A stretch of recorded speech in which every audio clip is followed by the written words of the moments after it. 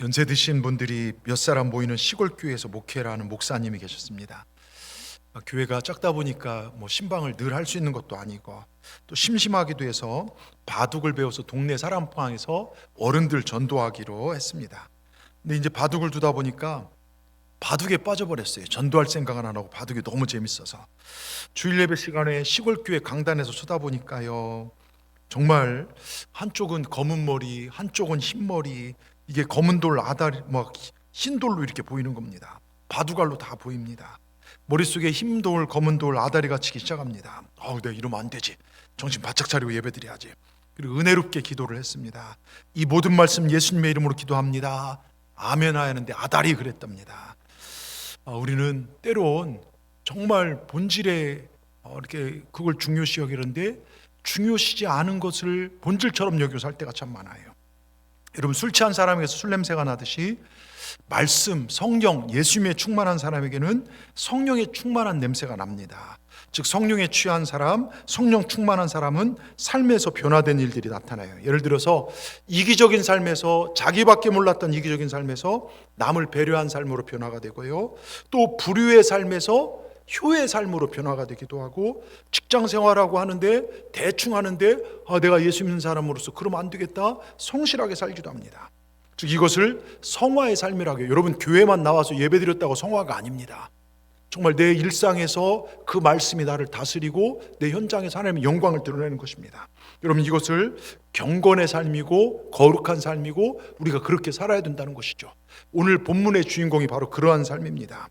정말 오늘 본문 처음 시작하면서 10장 1절 2절에 그를 소개하고 있습니다. 1절 2절에 보면 가이사라에 고넬료라는 사람이 있으니 이달리아 부대, 그때 이스라엘을 장악한 로마의 군대, 100명을 다스릴 수 있는 군대의 정말 백부장입니다.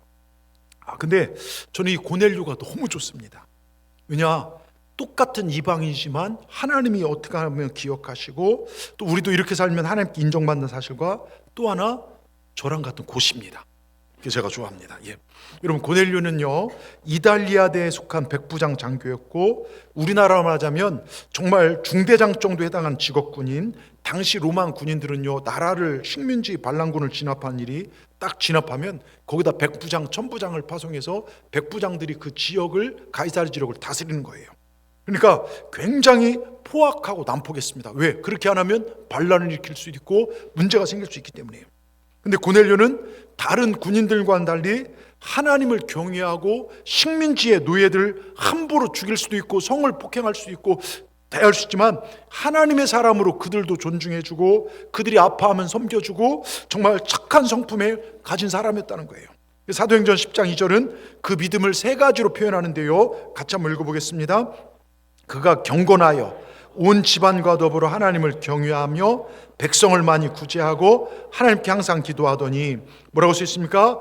경건하여 하나님을 경외했고, 그 다음에 많은 사람을 돕고 구제했고, 세 번째가 항상 기도하였다. 하나님께서 그를 기억하시고 성경에 그 이름을 기억하시면서 기록하는 게 경건했고 경외했고 많은 사람을 구제하고 그리고 기도하였더라. 그렇게 고넬료를 평가합니다. 여러분, 묻겠습니다. 하나님은 여러분을 뭐라 기억하실까요? 오늘 예배드리는 동산교회 성도들 여러분을 뭐라 기억하실까요? 그 친구, 저 사람, 동산교회 누구누구 정말로 경건한 사람이야. 그 가정이 나를 항상 경외해, 다른 사람을 잘 도와, 그는 늘 기도하는 사람이다. 여러분, 주님께 인정받을 수 있다면 이러한 삶은 잘 사는 삶입니다. 신앙생활 왜 합니까? 하나님께 복받기 위해서죠. 근데 더 중요한 건 하나님 또 인정받기 위함입니다. 지금 우린 대강절을 보내고 있죠.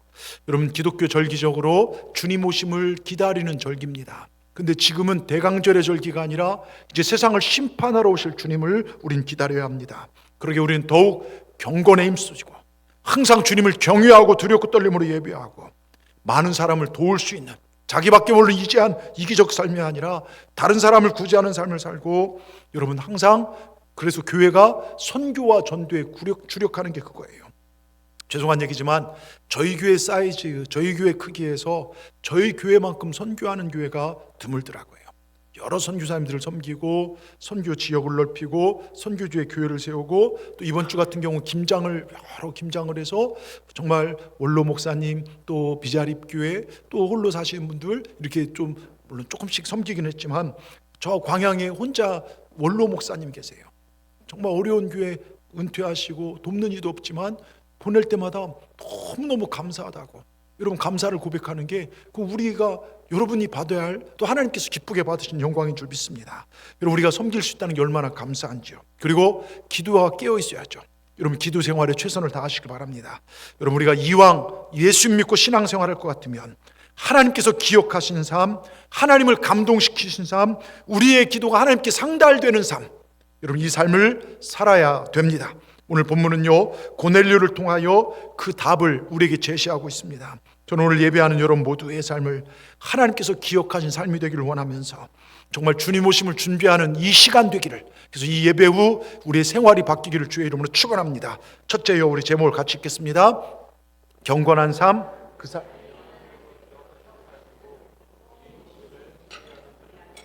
네, 여러분, 레위기라는 성경이 있죠. 이스라엘 백성 출애굽하고 출애굽기 19장부터 멈춰서서 시내산 밑에서 말씀을 받아요. 그래서 레위기 말씀을 받죠. 그러면서 성막을 어떻게 지고 그래서 이 레위기를 한마디로 딱 결정하면 내가 거룩하니 너희도 거룩하라는 거예요. 내 백성들은 세상의 가치가 아니라, 그 가나안 땅의 그 풍토가 아니라, 그 문화가 아니라 나의 가치로 살라. 여러분, 경건은요 바로 하나님 말씀대로 살려고 하는 노력입니다. 성도의 삶은 바로 이것입니다. 거룩, 즉 하나님 앞에 예배하고 세상의 가치가 아니라 세상과는 구별된 삶을 살아내는 것. 그러게 경건했다는 것은요, 하나님을 경외하는 걸로 이어집니다. 경외는 하나님을 두렵고 떨림으로 하나님의 하나님 되심을 인정하는 게 경외입니다. 많은 백부장들이 있고 많은 이탈리아의 로마의 군대들이 있지만, 이 고넬료만큼은 그 사람들의 그 가치가 아니라 하나님의 가치로 살아서 하나님이 인정했다는 것입니다. 여러분, 경건했다는 것은 그러기에요, 경건의 시작은 시간의 우선순위를 하나님께 두는 것입니다. 여러분, 분명히 기억하십시오. 신앙생활은요, 취미와 직장과 모든 생활을 우선합니다. 경건했다는 것은요, 하나님 앞에 예배드릴 줄 알았다는 것입니다. 고넬료는 경건한 시간을 가지고 또 아버지가 주가 돼서 온 식구가 더불어 함께 하나님을 경외하였다는 거예요. 함께 가정에서 예배를 드리고 하나님을 찾았다는 것입니다. 여러분, 경건하기 원하십니까? 그렇다면 여러분 삶의 첫 번째를 하나님을 예배하는 삶이 되기를 주의 이름으로 축원합니다. 예배에 최선을 다하십시오. 하나님 섬기는 시간을 여러분 삶의 우선순위에 두시길 바랍니다. 어떻게 예배드리지 않고 경건을, 어떻게 예배드리지 않고 경외를 말할 수 있겠습니까? 여러분, 될 수 있으면 수요 예배도요, 금요 연합 예배도요, 새벽 기도에도요, 속회 예배도 참석하시면서 이런 믿음을 지켜가시기 바랍니다. 제가 그 전에 있던 광림교회에 남자 속회가 따로 있어요. 여자분들 속회도 있지만 사업가들이나 교수들이나 무슨 그 중에는 큰 사업도 하시는 분도 있고, 그 저녁에 모여서 예배를 드리면 한 2시간씩 이렇게 예배를 드려요. 근데 그분들의 고백이, 내가 하나님을 경배하니 하나님이 내 삶을 책임져 주십니다. 이 고백을 하는 걸 본 적이 있어요. 그러니까 하나님을 경외하니까 하나님이 역사하시더라 이것입니다. 여러분, 경건했다는 것은 하나님 앞에 예배 드릴 줄 알고 고넬료는 경건한 시간을 가지고 항상 하나님을 찾고 예배했다는 것입니다. 여러분, 또한 고넬료는요, 하나님 말씀을 두려워하고 하나님 말씀을 명령으로 생각하고 그대로 살았어요. 이게 경외입니다. 하나님을 두려워할 줄 아는 게요. 그리고 하나님께 감사했고 기뻐하고 순종하고 사랑하면서 하나님 말씀 있는 그대로 실천했습니다. 이게 경외입니다. 그는 또한 그의 모든 것을 하나님 앞에 순종하는 마음으로 드렸다는 것입니다. 돈을 벌 때도 하나님 앞에 순종했고, 돈을 쓸 때도 하나님의 뜻을 따라 바르게 썼다는 것입니다. 여러분, 그래서 경건과 경외는요, 하나님 말씀대로 사는 것입니다. 우리도 이렇게 살기를 주의 이름으로 축원합니다.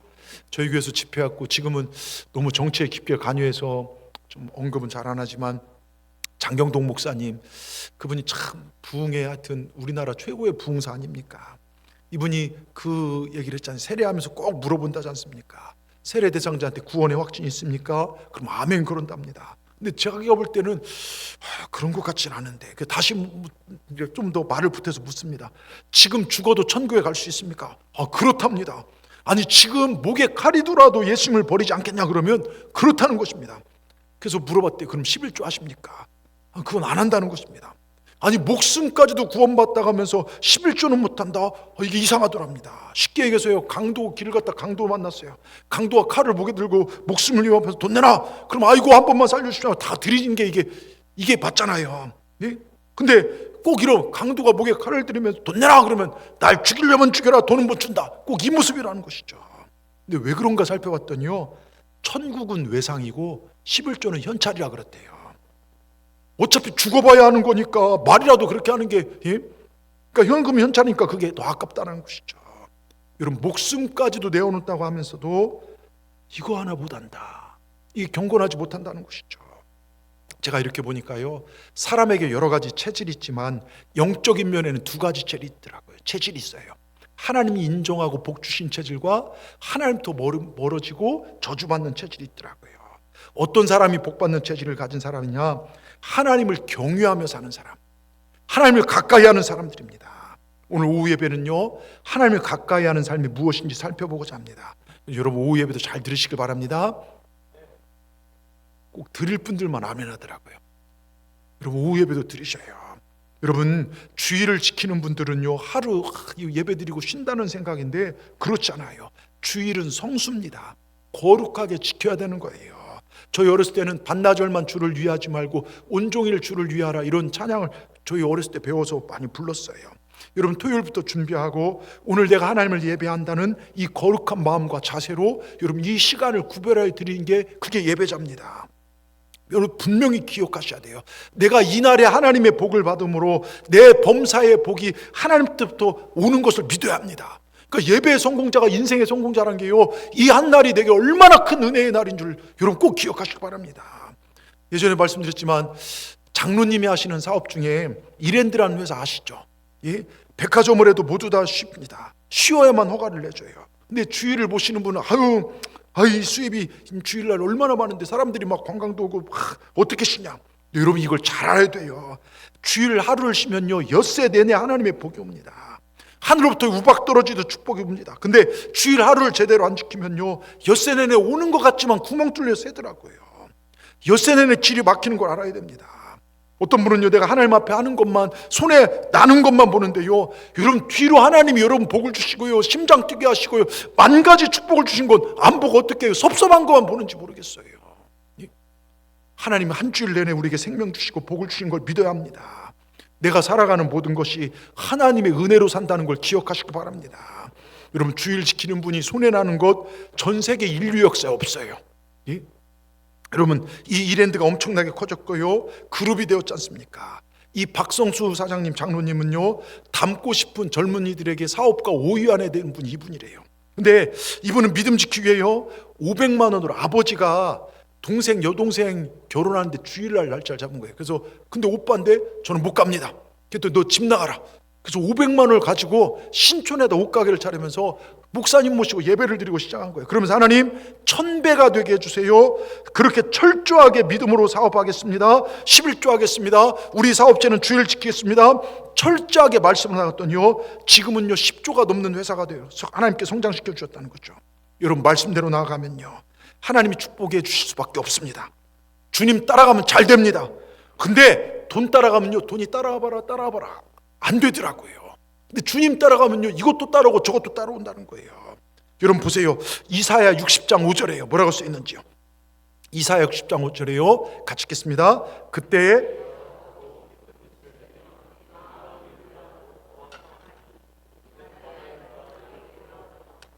이방 나라의 재물이 내게로 오미니라. 여러분 많은 사람들이 아니라 강대국을 따라갔다가 망했는데요, 이스라엘의 끝까지 남은 자들, 믿음을 지킨 자들, 경건한 자들은 하나님만 따라갔어요. 손해보는 것 같았어요. 근데 어떻게 됩니까? 그들은 다 화목해 되고 그 마음에 평안을 누리고 실제로 엄청난 바다의 부와 열방, 이방 나라의 재물들이 들어왔어요. 여러분 이스라엘 사해바다는요, 요르단과 이스라엘이 같이 있어요. 저쪽 편은 요르단, 위쪽은 이스라엘입니다. 여러분 요르단에서는 죽음의 바다예요. 그런데 이스라엘 사회는요 개발되어져서요 엄청난 돈을 쏟아내는 보물 창고입니다. 제가 거기에 그 사해바다에서 수영을 2번이나 해봤어요. 그러니까 휴양지고요, 엄청난 휴양지고요, 그 사해 진흙으로요 머드팩 그 막 만들어서요 전 세계에 팔고요. 또 그 작은 이스라엘이란 나라가요 여러분 세계적 엄청난 부유한 나라인 거 아시죠? 여러분 하나님을 경외했더니요 하나님이 그 나라에 복을 주신 겁니다. 여러분 시편 115편 12절부터 14절을 보십시다.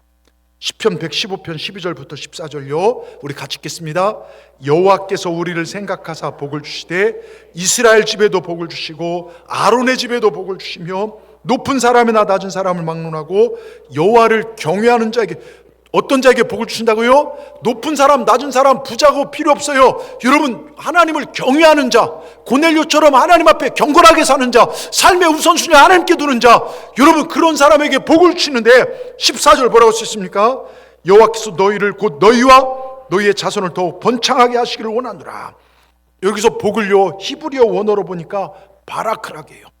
축복하다, 그런 의미를 가지는데요 이 축복을 해석을 보니까 성공하는 것, 부욕해 되는 것, 번창하는 것, 장수하는 것, 풍부해 되는 것, 이런 뜻이 있어요.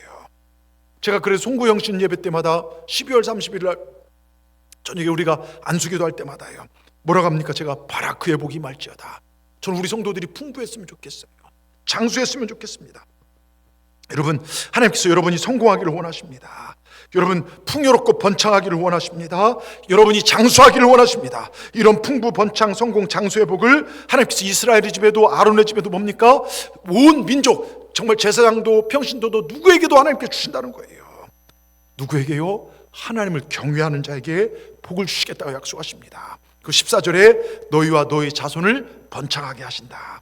여러분 우리가 하나님을 경외하고 경건하게 살면요 하나님께서 반드시 이런 복을 주십니다. 자손들까지도 번창하게 하실 줄 믿습니다. 여러분 우리 부모들 여러분들이 열심히 일하는 이유가 뭡니까? 내 자손들에게 뭔가 물려주고 뭔가 여러분 그거 아닙니까? 근데 하나님을 잘 섬기면요 자녀의 첫 번째 복은요 부모가 하나님 잘 섬기면 되는 거예요. 여러분 우리가 고넬처럼 경건하십시다. 하나님을 경외하십시다. 그래 하나님 주시는 풍부한 복, 형통의 복, 장수의 복이 여러분 삶 가운데 있기를 주의 이름으로 축원합니다. 축원합니다. 여러분과 여러분의 자손들이, 여러분의 가문들이 믿음의 명문 가문 되기를 주의 이름으로 축원합니다. 그래 제가요 주보 위에 첫 장에 보면 뭐라고 우리 교회에 있고요 6대 비전이 바로 이 말씀 가지고 세운 거예요. 여러분 이 6대 비전이 여러분 가문에도 이루어지기를 주의 이름으로 축원합니다. 자, 두 번째로요 우리 제목 같이 읽겠습니다. 기도자가 되십시오.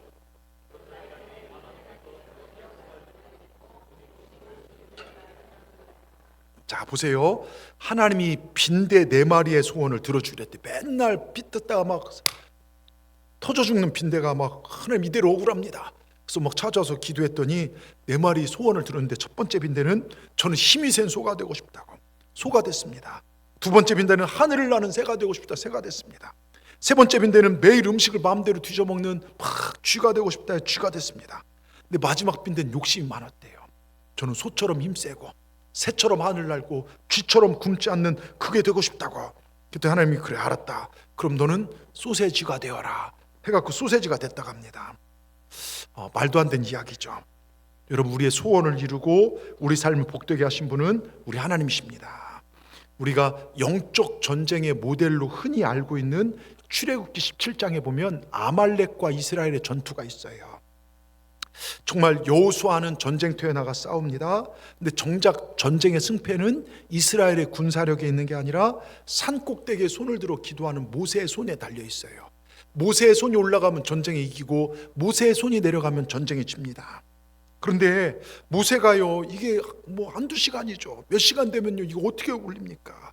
너무 지쳐서 팔이 내려올 때 아론과 훌이 양쪽에 서서 그 팔이 내려오지 않도록 붙들어 줍니다.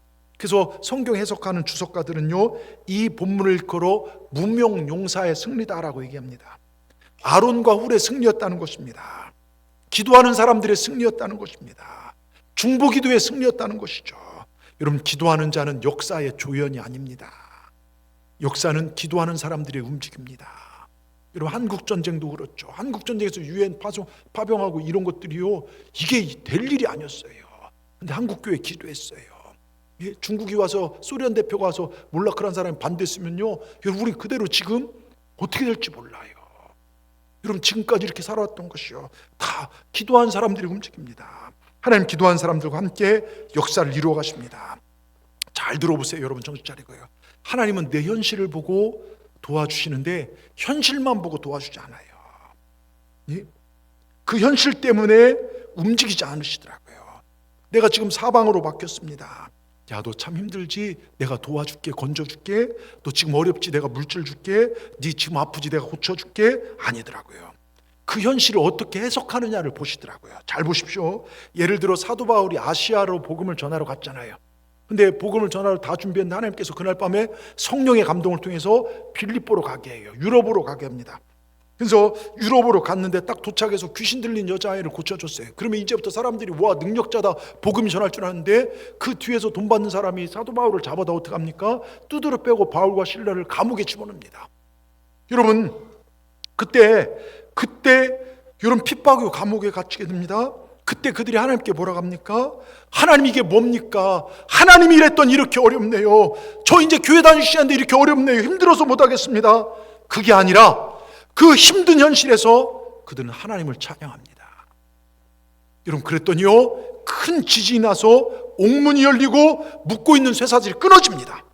또 보십시오. 요셉이 보디발의 아내의 유혹을 이겼을 때 오히려 칭찬이 아니라 모함을 받고 왕의 감옥에 들어갑니다. 감옥에 있을 때, 야, 요셉아, 어렵지? 좀만 참아, 내가 건져줄게. 이게 아니에요. 그 감옥 속에서도 불평하지 않고 하나님의 자녀됨을 잃어버리지 않으니까 결국은 역전이 되고 수많은 민족을 살리는 그런 주인공 요셉이 됩니다. 하나님, 내가 처한 현실을 보시지만 그것을 내가 어떻게 해석하느냐, 이것을 보고 하나님이 일하시기 시작하더라, 이것입니다. 여러분, 우리도 인생의 한밤중 만날 수 있어요. 어려움 당할 수 있습니다. 열심히 일했는데 부도날 수 있고요, 순수한 마음으로 했는데 억울한 일 당할 수 있고요, 아플 수도 있고 어려움 당할 수도 있습니다. 그때 하나님께 원망하는 것이 아니라 하나님을 의지하고 기도하는 인생이 되라는 것입니다. 여러분, 약하십니까? 그럼 하나님을 의지하라는 해석을 받아들이시기 바랍니다. 아프십니까? 치유 하나님을 경험할 수 있는 기회로 해석하시기 바랍니다. 이게 중요합니다. 이게 경건이고 이게 기도하는 사람의 삶입니다. 이런 사람을 위해서 하나님께서 기억하시고 이들의 기도가 상달되고 이들을 위해서 일하시더라고요. 여러분, 하나님의 사람들이 꼼짝달싹할 수 없는 문제에 부딪혀 살 때가 있죠. 이때 우리가 어떻게 하는가? 원망하고 불평하고 신세한탄하고 죄 가운데 내 몸을 맡기는 게 아니라 하나님을 의지하라는 것이구나. 그래서 기도하라는 것이에요. 여러분, 야베스를 보십시오. 우리가 잘 아는 야베스를 보십시오. 세상에 누가 자녀를 낳고 이름을 고통이라고 짓습니까? 눈물로 짓습니까? 괴로움이라고 짓습니까? 예? 근데 어머니가 이름하여 역대상 4장 9절에 보면 이름하여 야베스라고 했어요. 여기에 별의별 해석이 다 나옵니다. 날 때 몸에 장애가 있어서 너무 고통스럽게 낳았다. 얘 낳고 아버지한테 버림받았다. 아버지가 죽어서 시댁에서 버림받아서 완전히 어렵게 생활하기에 고통이다. 그런데 여러 가지가 있지만 고통이라는 이름의 삶을 살았어요. 그런데 우리가 잘 아는 대로요, 그의 인생이 반전 역전이 됩니다. 눈물이었던 인생이요, 다른 사람들로부터 축복받는 인생으로 바뀌어요. 야베스 때문에 가문이 살아납니다. 정말로 고통으로 인해 망한 인생이 아니라 기도를 통하여 그 인생을 변화시킨 사람. 여러분 보세요. 그 결과가 야베스의 인생을 역전시킨 게요, 역대상 4장 10절에 나옵니다. 우리 같이 한번 읽어보겠습니다. 야베스가 이스라엘 하나님께 아뢰어 이르되, 여기까지 보세요. 아뢰어 이르되, 이게 한마디로 뭡니까? 기도죠. 여러분, 기도를 통하여 고통으로 망한 인생이 아니라 기도를 통하여 그 인생을 축복으로 변화시킨 인물. 지긋지긋한 가난을 부유함으로 바꿨고 몰락해 가는 가문을 일으켜 세웠던 인물. 주께서 내게 복에 복을 더하사 나의 지경을 넓히시고 주의 손으로 나를 도우사 환난을 벗어나 근심이 없게 하옵소서 하였더니 하나님께서 그 기도하는 것을 허락하신, 구함을, 여러분 기도하는 그 구하는 것을 허락받은 인물, 기도하여 인생을 변화시킨 인물, 그가 야베스입니다. 여러분, 우리도 기도하면 하나님 응답하십니다. 아멘. 여러분, 왜 내 인생은 왜 이래요? 왜 우리는 아파요? 내 사업은 왜 이래요? 우리 직장 앞으로 어떻게 해요? 내 자녀는 왜 그래요? 그런 게 아니라 하나님을 의지하는 기회로 삼으시기 바랍니다. 시편 145편 19절, 시편 145편 19절에 보면 그가 자기를 경외한 자들의 소원을 이루시며 또 그들의 부르심을 들으사 구원하시리로다. 자기를 경외하는 자를, 하나님 인정하는 자를, 그들을 하나님께서요 정말 소원을 이루어주신다는 거예요. 그들의 부르심을 들어주신다는 것입니다. 여러분, 하나님을 경외하고 순종하며 기도하는 자가 되시길 바랍니다. 자, 마태복음 7장 7절에 뭐라고 써 있습니까? 같이 한번 읽겠습니다. 마태복음 7장 7절 띄워주십시오. 구하라 그리하면 너에게 주실 것이요 찾으라 그리하면 찾아낼 것이요 문을 두드리라 그리하면 열릴 것이니라. 여러분, 성경이 분명히 말씀합니다. 내가 구한다는 것은 인생에 뭔가 필요한 것이 있다는 거예요. 그걸 아셔서 구하라는 겁니다. 찾는다는 것은요, 인생을 살면서 잃어버린 건강이나 물질이나 잃어버린 자존심, 뭔가 잃어버린 것이 있다는 것입니다. 문을 두드리는 것은 살면서 막힌 것이 있다는 거예요. 근데 여러분, 여기서 몇 번 구하라, 몇 번 찾으라, 몇 번 두드리라 얘기가 없어요. 성경에 기간 횟수가 나오지 않습니다. 주실 때까지, 찾을 때까지, 열릴 때까지 하나님께 구하고 찾고 두드려야 될 줄 믿습니다. 몇 번 기도하다 끝나는 것이 아니라 내가 끝장을 보겠다는 거고, 하나님 나를 축복하시지 않으면 안 됩니다, 나는 하나님밖에 없습니다, 이런 기도를 성경은 뭐라고 하냐? 항상의 기도라고 해요. 항상. 오늘 보세요. 오늘 본문 2절에 보십시오. 사도행전 10장 2절에 그가 경건하여 온 집안과 더불어 하나님을 경외하며 백성을 많이 구제하고 하나님께 항상 기도하더니. 여러분, 고넬료는요, 시간과 때와 장소를 가리지 않고 하나님 앞에 항상 기도하는 시간을 가졌습니다. 다니엘처럼 죽으면 죽으리라, 죽을 줄 알면서도 정해진 시간에 항상 하나님께 기도했습니다.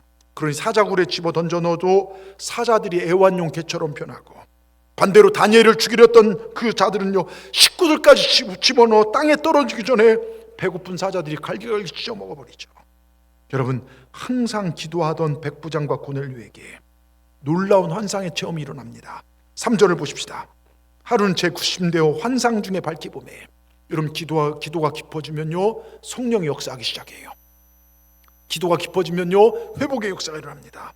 여러분, 쉬지 않고 항상 기도하면요, 하나님의 놀라운, 그래서 어떤 분은 방언이 터지기도 하고 어떤 분은 예언이 되기도 하고, 근데 고넬료는요, 항상 하나님 가까이 하니까 성령께서 함께 하셔서 환상 중에 앞으로 될 일들을 말해요.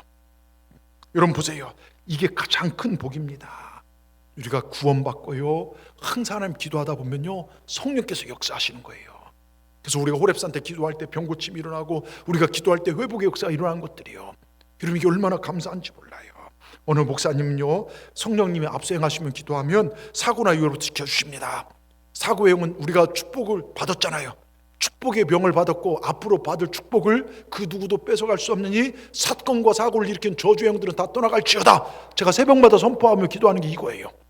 그래서요, 어느 목사님 딸애가 여고 다니는데 집으로 오는 36번 버스를 타려고 하는데 누가 뒤에서 누구야 불러드려요. 딱 돌아보니까 오랜만에 만난 중학교 동창을 만나서, 야 누구야 반갑다, 서로 연락처 주고받는데 그 차를 놓친 거예요. 다음 차를 몇 분 있다 타고 가는데, 그 차를 타고 가는데 보니까 자기가 먼저 타고 갈 차가 사고가 나서 애들이 피처해야 되고 응급차가 오고 난리가 아니라는 거예요. 얘가 어린애가 집에 돌아와서 아빠 하나님께서 저를 지켜주셨어요. 여러분, 이 어린애 입의 고백처럼요, 우리가 기도할 때 우리 자녀의 길을 지켜주십니다. 사건과 사고로부터 우리를 지켜주십니다. 우리 하나님 살아계십니다. 섬세하십니다. 하나님도 감정을 가지고 계십니다. 내가 의의 길을 걸어가고 내 삶 속에서 하나님을 경건하게 경외하게 인정하면 하나님도 나를 인정해 주십니다. 앞날에 사고를 막아주시고 귀신의 역사를 막아주시고 우리에게 큰 기쁨을 주십니다. 여러분, 성령이 들어가면 귀신이 떠나가요. 그래서 목사들이나 저도요, 무당 구단에 서 있더니 가시래요. 막 근심 모신 분 가시래요. 예? 어느 목사님은 일부러 서 있는데 그럼 담배 까바라고 5만 원 줘서 가라고 한 그런 적도 있대요. 여러분 보세요, 성령 역사하면요, 귀신들이 알아봐요. 여러분, 고넬료와 성희 같은 고집사님 한 분이 계세요. 서울에요. 이분이 한국통신 근무해서 그래도 어느 정도 살만한 분이에요. 퇴직하시고 서울에 강동에 아파트 하나 있고 퇴직금 받아가지고 집도 있고 그럭저럭 잘 살았는데, 친구가 너 퇴직금 그냥 놀리지 말고 내 사업에 동참해 하다가 부도가 나서 다 날려버렸어요. 그러니까 집안에 막 빨간 딱지 들어와서 붙이고 하니까 고등학교 다니던 딸 둘은 가출이, 왜 집도 다 뺏기고 하니까요. 중3이던 막내가 대장암에 걸려요. 어린애가 스트레스 받았어요. 병원에서는 몇 개월 내에 죽는다 그러지. 부인은요, 왜 그걸 투자했냐, 남편하고 이혼하자고 그러고. 서울 변두리 시장에서요, 리어카 갖다 놓고 야채 장사하며 살았어요. 근데요, 여러분, 사람이 감당하지 못할 이게 오면요, 이거 미칩니다. 결국 어떻게 됐냐? 그거 장사다 뛰쳐나가서 모든 걸 포기하고 노숙자가 돼요. 서울역에서요. 제가 이분들 상대로 예배를 드려본 적이 있어요. 강동복지관이 광림교회에서 운영해서 노숙자들 이제 앞으로 재활해 갖고서 하는데, 부인하고 아들이 찾아와도 여러분 사람이 희망을 잃어버리니까요, 와, 자 옆에서 보는데 절망이더라고요. 그 어떤 날은요, 라면 생라면 하나 부숴서 물 마시고 끝나고, 어떤 날은 누가 붕어빵 하나 주면 그걸로 수돗물 틀어서 그걸로 배를 채우는 거예요. 그런 삶을 살다가 부인의 친구 되는 분이 전도해 가지고 교회 나와서 주님을 믿기 시작합니다. 주의 옷자락을 붙잡았어요. 하나님, 모두 다 끝난 인생 주여 살려달라고, 은혜 달라고 주님께 부르셨는데요, 여러분 주님께서 이 가정에 은혜를 베풀기 시작합니다. 딸 둘이 다 돌아왔어요. 내 애들이 공부를 잘해요. 큰애는 서울대 졸업하고, 둘째는 카이스트 졸업하고 다 박사 받고요, 좋은 대기업에 취업해서 큰 돈을 벌고요. 막내딸도 죽는 줄 알았더니요, 여러분 기도하면 안 될 게 어디 있겠습니까? 하나님 고쳐주셨고요, 얼마 전에 결혼했다고 합니다. 얼마 전에요. 여러분 이 막내딸도 얼마나 많이 전도를 하는지요. 지금 너무너무 이 가정이 축복받은 것입니다. 모두 다 회복해가지고요, 매일 이 고집사님은 200명씩 전도해요. 지하철 앞에서 200명 내가 하루에 전도지 갖다 주고, 주 예수 믿고 정말 믿으세요, 복 받습니다. 왜 그렇습니까? 자기가 주님께로 돌아오니 살아나더라 이것입니다. 여러분 폐인된 인생, 가정이 뿔뿔이 다 망해버려 희망도 아무것도 없던 그가 예수님 생명 대신 주님 붙잡고 나니까 소망이 나고 살아나고 회복이 되더라 이것입니다. 여러분 우리 예수님 살아계십니다. 그분을 믿고 기도하면 됩니다. 기도하고 은혜 받으니 가정이 살아납니다. 자녀가 살아납니다. 여러분 주님은요 우리 살리시려고 오셨지 않습니까? 왜 오셨습니까? 여러분 정말 마귀는 죽이고 빼앗기 위해지만 우리 주님 우리에게 생명을 주실 때 풍성히 주시기 오셨어요. 이 주님 잘 붙잡으시길 주의 이름으로 축원합니다. 여러분 그러면서 베드로전서 4장 7절 뭐라고 써 있습니까? 베드로전서 4장 7절 띄워주십시오. 예?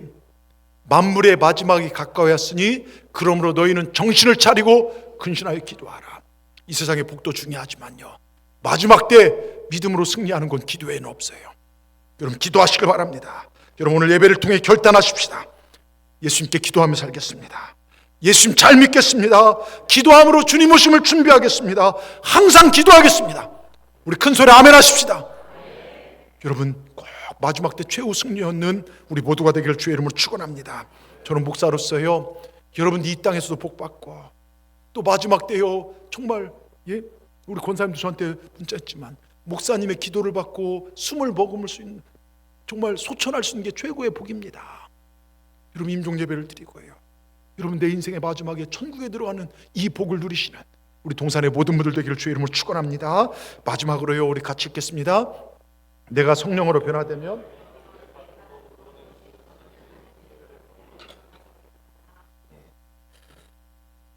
아주 불신자로 전락한 영국의 백작이 피지섬을 방문하였을 때 그 섬의 추장이 이렇게 말합니다. 당신은 위대한 추장이오만 고작 이익이나 얻으려는 선교사들의 말을 듣고 넘어갔다는 것은 매우 유감스러운 일이요. 요즘은 아무도 성경을 믿지 않으며 예수 그리스도를 따르려 하지 않고 있어. 이처럼 사람들은 더 유식해졌는데 당신은 매우 어리석은 선택을 했구려. 그때 늙은 추장은 눈을 빛내며 말합니다. 우리가 축제 때마다 사람을 요리해 떠먹던 저 돌을 보십시오. 사람을 죽여서 요리해 먹던 돌을 보시죠. 만일 선교사님들과 성경과 예수 그리스도가 아니었다면, 그분의 위대한 사랑이 야만이었던 우리를 하나님의 자녀로 바꿔놓지 않았다면 당신은 결코 이 섬에 살아남을 수도 도망칠 수도 없었을 것이요. 아마 우리는 저 돌로 당신의 머리통을 깨뜨려서 옛날처럼 당신을 맛있게 요리해 먹었을 거예요. 여러분 예수 믿고 변화되고 하나님 자녀가 되니까 사람을 살린 삶으로 변화가 됩니다. 여러분 지난 시간까지, 지금까지 시간 한번 되돌아보십시오. 주님을 향한 믿음이, 또는 이 설교가 여러분을 얼마만큼 변화시켰습니까? 여러분 얼마나 사랑하고 사셨습니까? 내 마음에 안 드는 사람 끌어안아 보셨습니까? 지난주에 제가 설교하면서 분명히 그러셨죠. 내가 속상했던 사람, 날 마음 아프게 했던 사람, 내가 사랑했던 사람들에게 귤 몇 개라도 사과 한 박스로 사가서 그들에게 감사를 한번 표현해 본 적 있는지요? 여러분 우린 변화돼야 될 줄 믿습니다.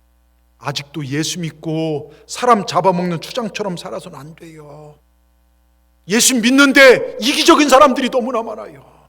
예수 믿으면서도 자기밖에 모르는, 정말 여러분 예수 믿지만 참 이기적인 사람들이 많이 있습니다. 자기밖에 모르고 손해보고 희생하지 않으려는 사람들이 이 땅에 얼마나 많은지 몰라요. 그것 때문에 한국교회가 어려워지진 않았나, 여러분 그런 생각이 듭니다. 고넬료는요, 어찌 보면 식민지를 지배하는 무서운 지배자였습니다. 왜? 로마의 백부장은 무서웠거든요. 식민지의 사람들을 벌레처럼 여겨도 누가 뭐라 할 수 없어요. 죽여도요, 그들을 성적으로 폭행해도요.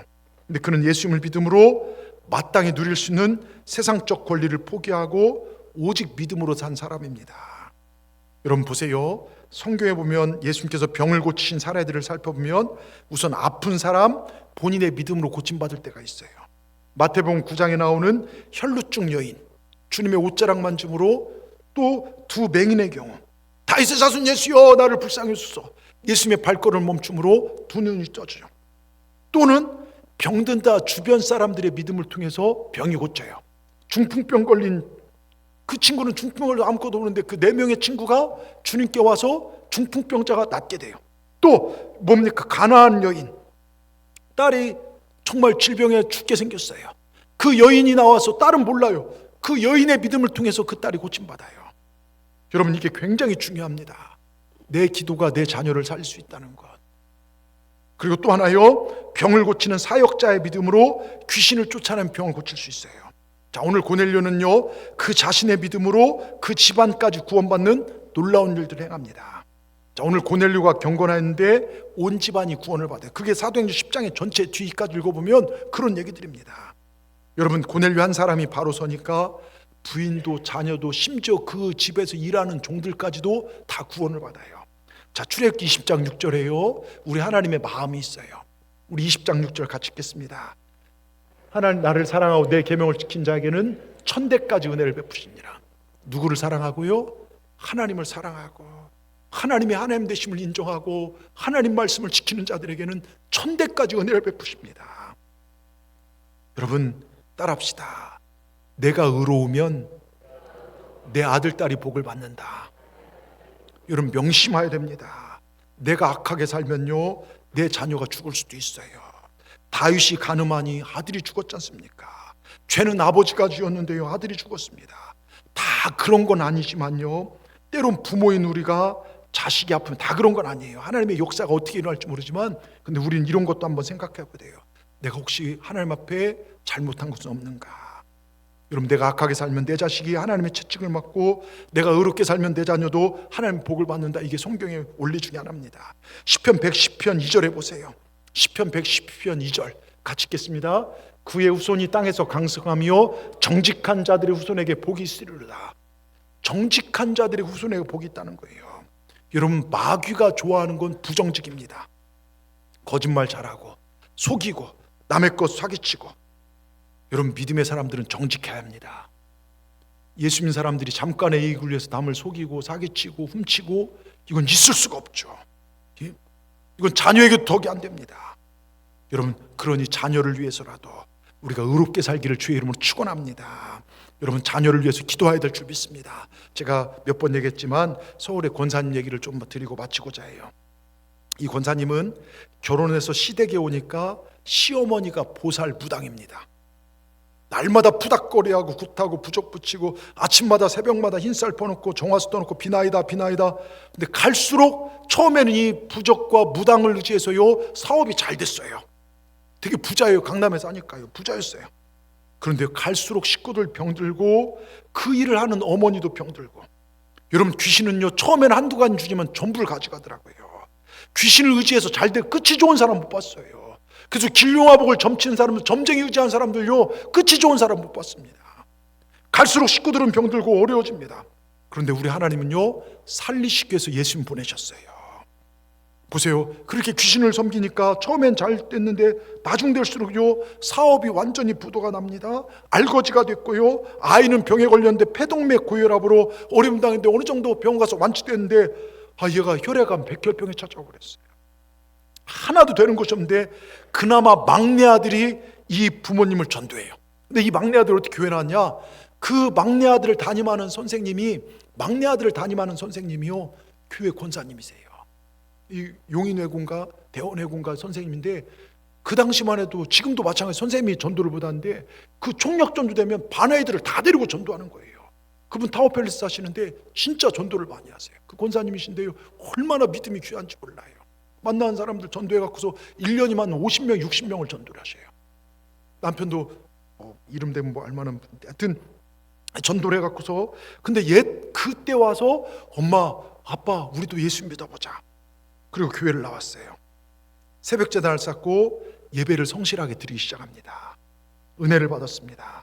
그러면서 그분이 어떻게 생활했는지 한번 보십시오. 자기 삶을 들여다보니까 소망이 하나도 없더랍니다. 다 죽을 일밖에 없더랍니다. 근데 이분이 낙심하지 않고 예수님 바라보기 시작했습니다. 이분이 주님 바라보고 기도한 것이 몇 가지가 있는데, 나는 이제 교회 나온 지 얼마 안 돼 신앙이 뭔지 잘 모른다. 그런데 하나님께서 목사님을 세우셨으니 목사님 말씀만 붙잡고 기도하자. 설교 제목을 적어가면서 기도했습니다. 그러면서 내가 죽으면 죽으리라, 예수님만 붙잡고 기도해보자. 그 첫째가 인내하고 기다리면 반드시 축복이 온다. 여러분, 이것을 믿은 것입니다. 이게 이분의 신앙생활의 바탕이 인내하고 기다려보자. 그래서 하나님은요, 응답을 바로 주시기도 하지만 우리에게 인내를 요구하세요. 우리가 하나님을 정말 닮아가는 그 성품을 바라보시더라고요. 이 설교를 붙잡고 기도하기 시작합니다. 또 하나, 교회는 이런 우리를 신부로 명문가의 가정을 만들어가는 축복의 통로다. 그러니까 교회를 사랑하기 시작합니다. 예? 정말 그랬더니 그것을 아예 적어놓고 신방 갔더니요, 냉장고에 붙여놨어요. 교회는 축복의 통로다. 교회를 사랑하자. 여러분, 그걸 붙여놓고 하나님 교회를 사랑하고 예배를 사랑하기 시작했습니다. 여러분도 한번 따라해 봅시다. 자, 따라해봅시다. 교회는 축복의 통로다. 명문가의 가정을 만든다. 여러분, 우리 교회도 보세요. 교회를 사랑하고 교회를 쓸고 닦고, 우리 이복희 권사님요, 무릎이 다 아작나서, 이 표현이 그러네요. 무릎이 다 망가져서 바로 수술한, 병원 버스 내리다 주저앉아 걷지도 못했어요. 근데 하나님 저 고쳐주시면, 병원에서 막 3번이나 응급하고 수술하였는데 저 고쳐주시면 교회 구진을 제가 다 하겠습니다. 예배 맞추 여러분 가실 때 몇 시간씩 나면 쓰레기 다 정리합니다.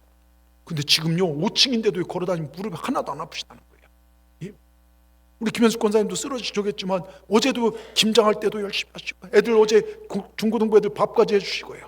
여러분, 이 수고와 헌신요, 하나님이 그냥 보시지 않아요. 여러분, 기억하시기 바랍니다. 자, 시편 120편 6절에 뭐라고 써 있습니까? 같이 읽겠습니다.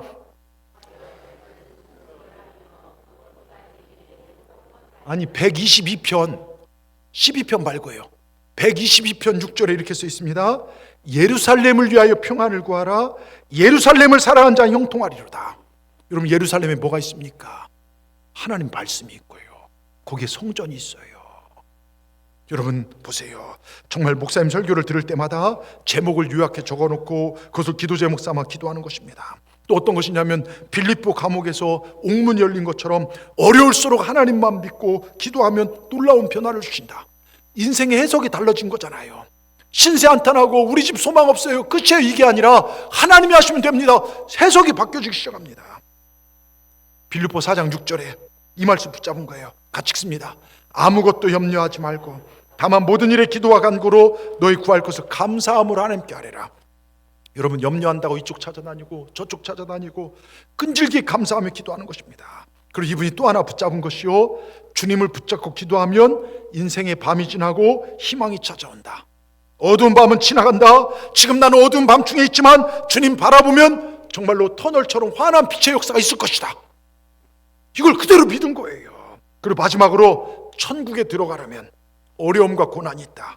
하지만 광야의 길을 내며 사막의 샘이 나오게 하시는 주님의 능력을 믿습니다. 이 믿음을 가지며 인내하며 기도합니다. 근데 여러분, 환경이 쉽게 변화됩니까? 우리 기도가 도깨비 방맹이처럼 금 나와라 하면 뚝딱 금 떨어지고 은 나와라 뚝딱 하면 은 떨어집니까? 아닙니다. 하나님, 우리의 마음이 회복되어지고 우리 믿음이 온전케 되어지는 경건과 경외하는 삶을 보시더라고요. 놀라운 것은요, 이렇게 인내하고 뒤로 물러서지 않고 기도하는데 10년이 지난 삶을 되돌아보신 거, 이분이요. 여러분, 기도한 대로 다 일어나서 회복의 건강의 복을 받고요, 가정이 화목의 복을 받고요, 그 시어머니도 보살 다 때려치고 예수 믿고 구원받고요, 온 가족이 구원하고, 남편은 건축회사를 일으켰는데요 큰 부자가 돼서 압구정동에 아파트를 샀고요, 그 여자분은 권사님 되셔서요 여선교 회장이 되시고 속장이 되셔서 얼마나 믿음으로 사는지 몰라요. 여러분, 큰아들은요 MBC 기획처장이 됐고요, 막내 아들은 미국에서 MBA 공부해서 와서요 외국계 회사의 연봉이 그 당시 자랑하는데 얼마나 부러운지 몰라요. 여러분, 이 가정뿐만 아닙니다. 좌절 속에서 주님 은혜 받고 말씀대로 묵묵히 순종하고 하나님 경외하여 하나님 회복시킨, 이게 기독교의 역사 아닙니까? 여러분, 이게 기독교의 역사 아닙니까? 이 주님을 우리가 여러분 제대로 믿고 살자는 거예요. 여러분, 주님 왜 오셨습니까? 왜 대강절을 보내면서 주님을 왜 기다립니까? 우리 주님 십자가 지시기에 오셨어요. 왜 십자가 지셨습니까? 이사야 53장 5절, 이게 우리와 상관이 있어야 돼요. 우리 같이 한번 읽어보겠습니다. 그가 찔림은 우리의 허물을 인하며 그가 상함 우리의 죄악을 인함이라. 그가 채찍에 맞음으로 우리가 나음을 입었고 그가 징계를 받으면 우리가 평안을 누리리라. 여러분, 우리 주님 우리에게 나음을 주시기 위해서 우리 살리시게 오셨습니다. 우리 치유하게 오셨습니다. 그렇다면 이 주님을 마음껏 여러분 삶 속에 누리고 사시자는 거예요. 예수 믿으면서도 교회 다니면서도 맨날 어렵고 한숨 쉬고 낙심하는 것이 아니라 주님이 나와 함께하면 나는 반드시 승리한다는 이 믿음으로 자유함을 누리고 살자는 것입니다. 여러분, 죄 없으신 주님께서요 우리 살리시고 치유하시고 우리에게 소망 주시고 부유케 하시고 우리를 자유케 하게 오셨습니다. 여러분, 주의 자녀들은요 그렇기 때문에 날마다 하나님을 사랑을 사모하는 것입니다. 하나님의 평화를 바라봅니다. 이게 경건이에요. 그리고 하나님의 선하심을 닮아가기 위해 노력합니다. 우리 하나님 얼마나 선하십니까? 여러분, 우리 주님은요 정말 어렵고 힘든 자들의 그 친구가 되지 않으셨습니까? 그리고 하나님 사랑의 눈으로 우리를 바라보시고 우리의 작은 신음에도 응답하십니다. 우리가 기도할 때마다 우리 하나님 우리 기도를 들어주십니다. 내 인생의 어두움에 밝은 빛을 비춰주시는 분, 우리 주님이신 줄 믿습니다. 그러게 우리는 믿음대로 살고 하나님 경외하면 승리합니다. 이 승리를 누리시길 주의 이름으로 축원합니다. 여러분, 어느 곳에 있든 교회에서든 가정이든 직장에서든 주를 향하고 주만 바라보시길 바랍니다. 하나님께서 함께 하시면 됩니다. 하나님께서 함께 하시는 주인공, 하나님께서 기억하시는 주인공, 마지막 때에 천국에서 기뻐 받으시는 주인공, 저와 여러분 다 되시기를 주의 이름으로 축원합니다. 축원합니다. 기도하겠습니다. 하나님 감사합니다. 항상 하나님만을 바라보며 살아가는 우리 삶이 되게 하여 주시옵소서. 특별히 고넬료를 통하여 우리도 경건한 삶을 살고 구제하며 항상 기도하여 하나님 기억하신 삶을 살도록 우리에게 귀한 가르침을 주시니 감사합니다. 우리 또한 항상 경건하게 하여 주시옵소서. 하나님을 경외하며 끈기와 인내를 가지고 기도하게 하여 주시옵소서. 뒤로 물러서지 않게 하시고 오직 주님만을 바라보는 바위 같은 신앙 되게 하여 주시옵소서. 그래 하나님께서 역사하시는 놀라운 축복을 받으며 살아가는 바라크의 복이 우리 모두에게 임하게 하여 주시옵소서. 절대로 불평하거나 교만하거나 원망하지 않겠습니다. 신세한탄하지 않겠습니다. 나는 왜 그럴까 원망하지 않겠습니다. 하나님의 선하신 뜻이 있음을 믿고 하나님만 의지하며 살겠습니다. 감사하겠습니다. 기도하겠습니다. 예수 잘 믿는 내 삶이 되겠습니다. 우리를 도와 주시옵소서. 예수님의 이름으로 감사하며 기도드리옵나이다. 아멘.